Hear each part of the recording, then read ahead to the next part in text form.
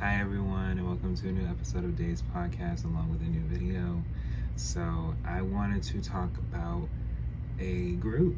We haven't really talked about groups yet. We've talked about more or less just artists and who they may have featured with and their albums respectively so far. We will be talking about more. As far as with Patreon and Spotify, be sure to check them out for exclusives. I will be posting more. I have been working on just enough to be able to post just at the right time. So bear with me. But yes, like and subscribe. Thank you for viewing. Thank you for following. And I truly appreciate it. So let's get into it. So the group that we are going to talk about today is the Spice Girls. So I was meaning to talk about the Spice Girls a while ago. I said to myself, I want to talk about groups because I know that, I was meaning to talk about the Jackson 5 and the Jacksons, so we'll talk about that too. But I wanted to make sure I talk about girl groups as well. So what better way is to start talking about girl groups and more over time, and here we are. So we're going to talk about the Spice Girls' first album, Spice. It'll pretty much give us a background of who they are and just how the album came about. So let's get into it. So Spice is the debut album that was by the English girl group, the Spice Girls, released in Japan on September 19th, 1996, and in the United Kingdom on November 4th, 1996. By Virgin Records. The album was recorded between 1995 and 1996 at Olympic Studios in Barnes, London, and Strong Room Studios in Shoreditch, London, by producers Matt Rowe and Richard Stanton, and the production duo Absolute.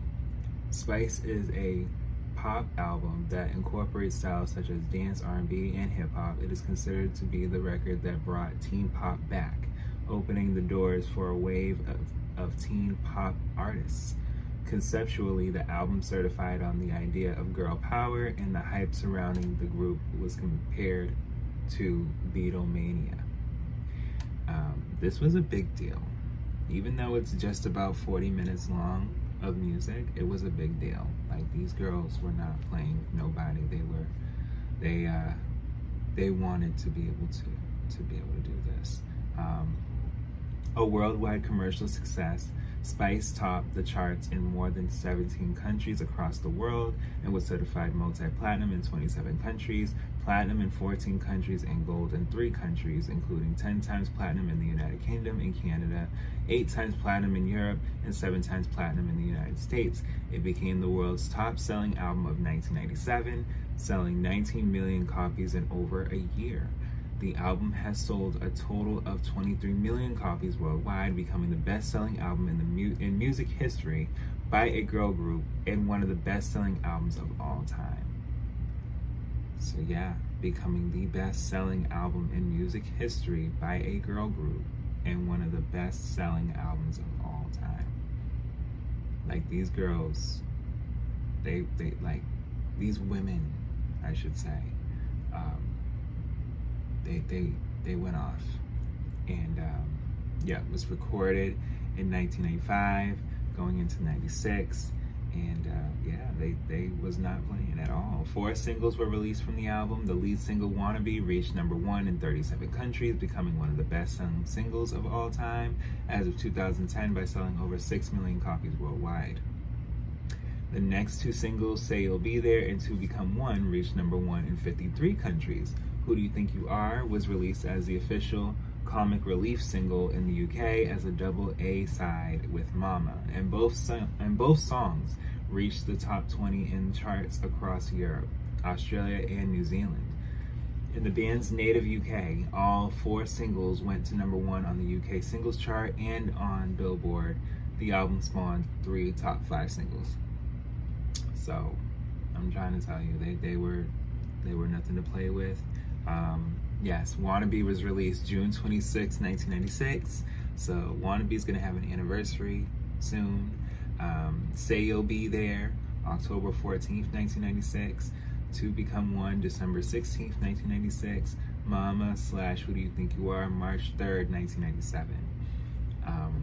So yes, the background. In February 1994, Chris and Bob Herbert, who together with financier Chris Cheek Murphy, I think, traded under the business name of Heart Management, placed in advert in the Stage magazine, which asks the question, are you street smart, extrovert, ambitious, and able to sing and dance? The management received hundreds of replies, but eventually reduced their search down to a final group of 5 girls: Victoria Beckham, Mel B, Melanie C, Jerry Hallwell, and Michelle Stevenson.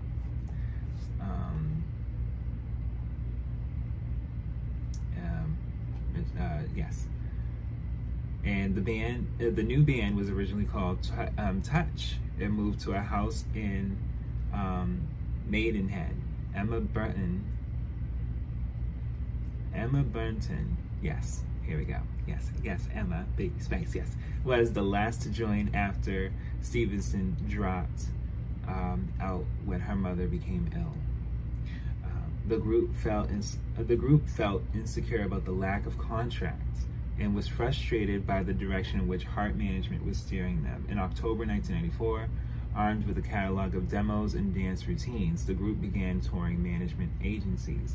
They started to meet with producers, musicians, and other business executives, among which were composer Tim Hawes and writers Richard Stannard and Matthew Rowe. Hawes worked with the group and watched the evolution in their singing and writing abilities. Together they composed a song called Sugar and Spice, which served as the inspiration behind the change of the group's name to Spice.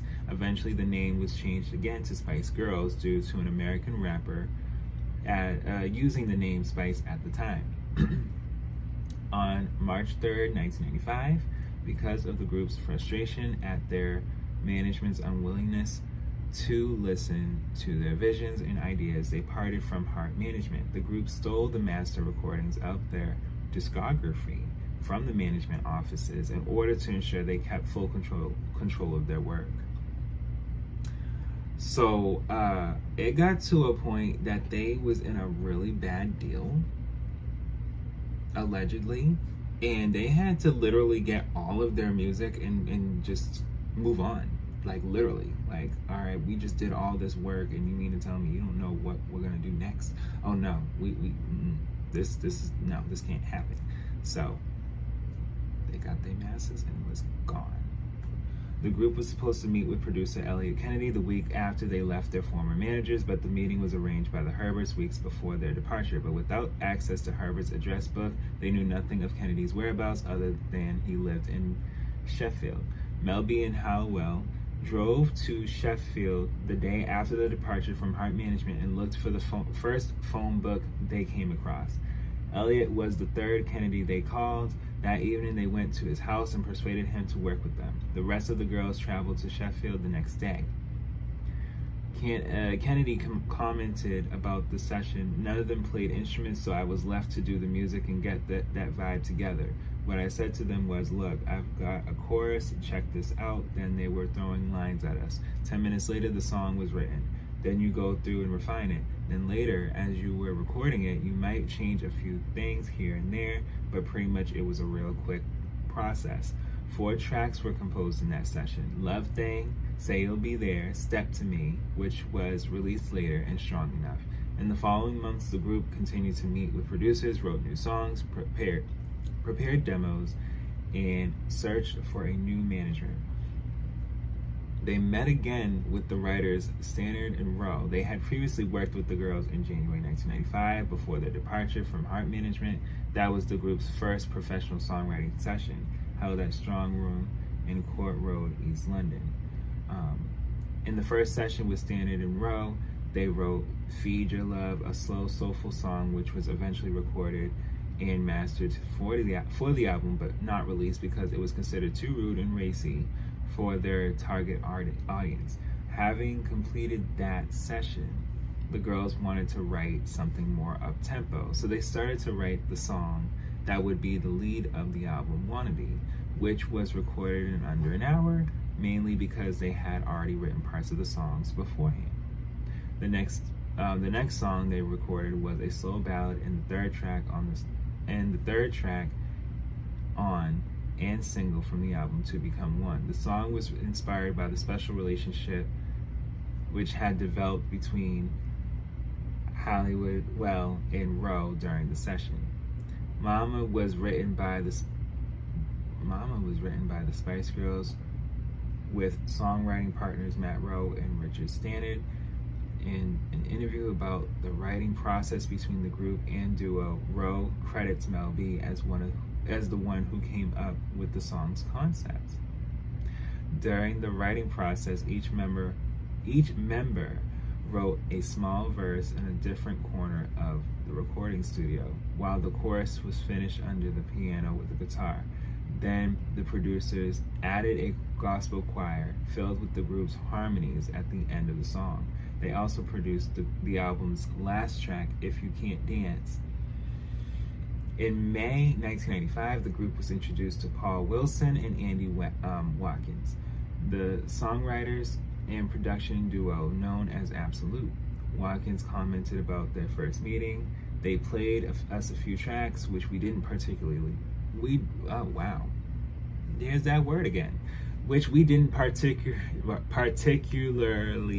like. So we thought, this is okay, we can work with this. A songwriting session was booked within the next few days at Absolute's studio located on Tags Island near Chertsey. But the musical association between them did not seem to go well at the beginning. Wilson remembered, when they started to sing, it was never quite right from our point of view. It was very pop-tastic. Watkins recalled, after 2 sessions, we phoned our managers and said, this just ain't happening. It was at this point that Watkins and Wilson heard Wannabe for the first time. When speaking about the song, Wilson said, we listened to it and we didn't get it at all. It was so different to what we were doing. We thought, is this going to work? Ooh. Okay. The next session was the definite one. Either they would continue to work with the group or break up their relationship. Wilson recalled, every previous time we'd meet up with the girls, we had prepared a backing track. This time we had nothing. Watkins also said they wanted to do something up and a bit of fun. So we just, off the top of our heads, started to come up with a full-on disco backing track, which became Who Do You Think You Are? Wilson said of the song, the thing is, when they wrote it, they were also writing the dance routine, constructing the music video, all at the same time as writing the song. And that's when the penny dropped. The girls went on to write Something Kind of Funny, Last Time Lover, Naked, Bumper to Bumper, Take Me Home, One of These Girls, and Baby Come Around. And Watkins and Wilson, none of them singles, but all of them tracks, which lent a touch of classy R&B feel to the Spice album and singles. Absolute also produced all of these songs, as well as the three tracks penned with Elliot Kennedy. Say You'll Be There, Love Thing, and Later Step to Me, giving the duo a guiding hand in 6 of the 10 tracks that eventually ended up on Spice. The tracks that Absolute produced were recorded for the most part at Olympic Studios in Barnes. At this time in 1985, Auto-Tune had not yet come to market, and most of the vocals were recorded with few adjustments made afterwards. Okay, these are raw vocals. Okay, they could sing. Okay. Absolute told Simon Fuller about the group they had worked with and asked whether he would consider managing them. Fuller received the full demo of Something Kind of Funny, one of the songs the group wrote with Absolute. He showed interest in the group, began a relationship, and decided to sign them at 19 Management in March 1995. In September 1985, the group signed a deal with Virgin Records and continued to write and record tracks for their debut album while touring the west coast of the United States, where they signed a publishing deal with Windswept Pacific in November. The Spice Girls were fully involved in the writing of all the songs. Halliwell in particular was clearly a fund of ideas for songs, arriving at sessions with her book of jottings, notes, and miscellaneous scribblings, which often produced the starting point of a lyric or a song title or just an agenda for the day's work. Watkins commented, Jerry would come up with the concept for a song. Typically, she'd sing one line and the girls would pick up on it, or we'd pick up on it and construct around it. And then Melanie C. and Emma would be very active. They really like to sit and sing melodies and go off and come up with little sections. They conceptualized and sang bits of melody and wrote the lyrics, but in musical terms, it was not a partnership of equals. Rowe commented, we had to kind of steer it. It was very different for different tracks, really. Some of them were when we were all jamming in the room. We just put up some drum sounds and start making things up. Other tracks, me and Richard would prepare something beforehand and play it to them. We'd have some lyrics and make them write the second verse. The Spice Girls introduced two key innovations that have had a lasting impact on the way which modern pop acts go about their creative business. Firstly, they introduced the idea of songwriting identity. This was familiar in rock bands like Queen of the Sex Pistols, but not in the world of manufactured pop, where the credits of songwriting would be divided out strictly in accordance of who had written the song. The Spice Girls recognized their solidarity as a group, which depended on maintaining parity in all departments, including the songwriting credits and the resulting royalties. They shared the songwriting royalties on all the songs, irrespective of what any member of the group had or had not contributed to any particular song. The second thing the Spice Girls established from the outset was a straight 50-50 split between them and their various songwriting collaborators. I'm sorry, I don't know where contribution came from. I think I'm thinking of that, you have those moments where you're like, contribution, like you're thinking of words as opposed that are attached. That was where my mind was. But anyway, yes, collaborators, songwriting collaborators. Here they anticipated one of the key developments in the pop industry since the 1990s, namely the increasing importance of publishing royalties as opposed to royalties payments made for the performance of the song on the record. So pretty much what that's saying is, at the time, more and more people were realizing, like, when you have writing credits and when you have a gift to write and you're producing and you're actually in the song, like singing and doing something in the song, like when you're doing multiple things and getting credited for, you get more money. And so a lot of times, there were people that were more skilled in the talent and they may have not always wrote because they would have that niche with someone that could, and over time it was like, okay, I'm gonna write a few things. And then there's those that literally from gate, just they wrote everything from gate, had to make sure over time everything that was established through contribution and everything else, everything distributed, that it would show that all those things were given to that particular person that contributed, and it's something because they wanted to make sure it was all fair. They wanted to make sure, hold on, there was an interview. Okay, so I'll read this right here. In an interview with Apple Music for the Spice 25 release, Melanie C divulged, we had a risque song called See You Next Tuesday, which was vetoed for the 25th anniversary edition, but I do have plans for it. It sounds like a Lily Allen song. It's absolutely brilliant.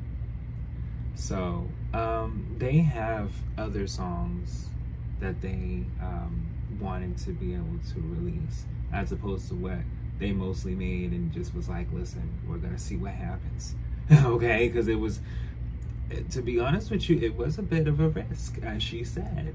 You know, as she said, it was risque just for even just putting that out. One song. There were other songs, even down to, let's just put it like this. Because, you know, I'm going to go to the track list, but, you know, in all fairness of the, so what it's saying is it received generally mixed reviews from pop music critics. Infectious, immaculately crafted pop, okay? They exude personality and charisma, you know? The girls may not be ideal role models. Ooh. PG rated fantasies and come-ons. You know what? Well, they were grown. They were women. They were beyond 18, I believe. Damn near, like young, like they women. it was just female empowerment, more or less, in a group sense, and where it was just like, you know, we out here, you know, respect it. At the time, it just, you know, listen, they letting people know. Yeah, commercial performance. It was compared to pretty much the Beatles. Like, they was just. They did so much. Yeah, the album sold 10 million copies worldwide in its first 7 months. Yeah. So yeah, on its anniversary, to mark the 25th anniversary of Wannabe, an EP of the group's debut single was released in July 2021 that included previous unreleased demos. On September 1st, 2021, the Spice Girls announced the re-release of Spice to mark the album's 25th anniversary, titled Spice 25. The deluxe double album was released on October 29th, 2021, and contains remixes, demos, and unreleased tracks. Also, the single version of To Become One was included as the third track on the album. Instead of the original album version, the CDs come in an A5 hardback booklet with a collection of iconic images and a set of 6 Spice Girls postcards, while the original album is also available on limited edition vinyl and cassette. The Spice 25 reissue saw the album re-enter the UK album charts at number 5 with 7,798 copies sold, while reaching number 3 on the official vinyl albums chart and number 4 on the official physical albums chart. So they still selling after all these years. So track 1, Wannabe, Legendary. That's where we was able to see them all be themselves, have different attire. They was dressed differently. They were moving differently. Everyone was their own selves, all collectively in one cohesive group. And then track 2, Say You'll Be There. You know, I'm giving. Listen, don't let me get into it. Track 3, To Become One. Very soothing, like just very. I can listen to that. Night Ride. Just looking at different scenery. Just I don't. It's just a beautiful song. Like, it's just no skips. Love Thing, good song. I like Love Thing. Don't wanna know. And just let me stop. All right. So track 5, Last Time Lover. That's an underrated song. I feel like, you know, people may have slept on that, because I feel like that's like a more chill Say You'll Be There. You know, like, you know, you think I'm really cool and sexy. Like, come on. Mama, which is track 6. Track 7, which is Who Do You Think You Are. Now, I'm gonna tell you, Mel C be hitting high notes, Mel B be hitting high notes, Emma be hitting high notes, Posh, Victoria be hitting high notes, and they all hit high notes. They all go high, and I'm trying to tell you, just, it all depends on which song that you hear. They all be having their moments, okay? Something Kind of Funny, Naked. So that's Something Kind of Funny being track 8, Naked being track 9, and then track 10 is If You Can't Dance. So yeah, for me, I thought it was a great album. It's still a great album. You know, it charted, all I'm seeing is ones. I'm seeing ones in Japan. Oh no, wait, Japanese albums, it says number 7. See, they need a little bit more time. No, but number 1 in Iceland, Icelandic albums, Irish, New Zealand, Portuguese, Scottish, Spanish, Swedish, all number 1. Yep, UK, US, Zimbabwean, okay, number 1 too. Yeah, Australia needed a little bit more time, but they were at number 3. Austria's number 1, Belgium's number 1, Canada's number 1. Yeah, pretty much everywhere it was charting. Like it was just some countries were just needing a little bit more time, but it was going off. But yes, we will definitely be talking about more on their next 2 albums, because yes, by the 3rd album we had lost a member, but within 10 years we was able to see them back again and be able to see them just reunite, and as of now they are very much great. I think that what it is times have changed, and we as individuals and even celebrities, we get to a point where we look at things and we just say to ourselves, we did that. We can still be able to appreciate and show the things that we did for the reason that it is even there. So I hope you guys enjoyed this episode and video, and I'll be back with more.